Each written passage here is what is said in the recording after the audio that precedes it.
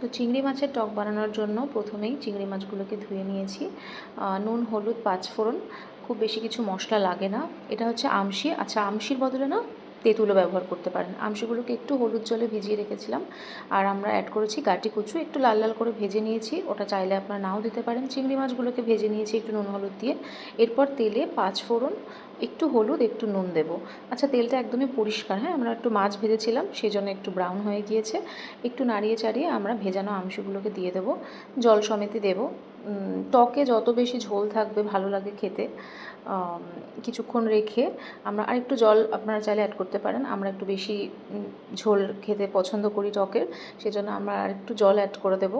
এবার পুরো জিনিসটা একটু ফুটবে। খুব ভালো লাগে গরমকালে খেতে। একটু চিনি অ্যাড করলাম, চাইলে অ্যাভয়েড করতে পারেন। এরপর গাটি কচু, চিংড়ি মাছ দুটোই দিয়ে দিলাম, সব একসাথেই ফোটাতে হবে। গরমকালের জন্য একদম উপযুক্ত একটা খাবার। দেখুন রেডি হয়ে গেছে, ভীষণ সহজ। সবাই ট্রাই করবেন, জানাবেন কেমন লাগলো। ভালো থাকবেন প্রত্যেকে।